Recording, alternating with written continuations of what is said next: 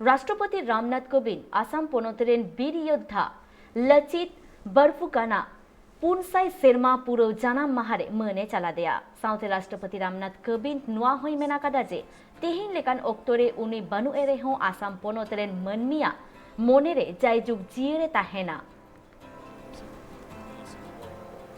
लासित का जन्म 24 नवंबर 1622 को हुआ था। आगे चलकर वे अहोम साम्राज्य के सेनापति अर्थात बोरफुकन के पद तक पहुँचे। उनके लिए देश परिवार से बढ़कर था और देशभक्ति के मार्ग पर चलते हुए वे किसी भी बलिदान से नहीं हिचके। असम के बीच उनकी अनेक गाथाएं प्रचलित हैं। 24 नवंबर के दिन उनकी जयंती राज्य भर में लासित दिवस के रूप में मनाई जाती है।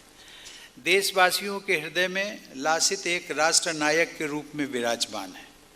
वर्ष 1999 में नेशनल डिफेंस एकेडमी पुणे में लासित बोरफुकन स्वर्ण पदक पुरस्कार की स्थापना की गई, जो प्रतिवर्ष सर्वश्रेष्ठ कैडेट को दिया जाता है।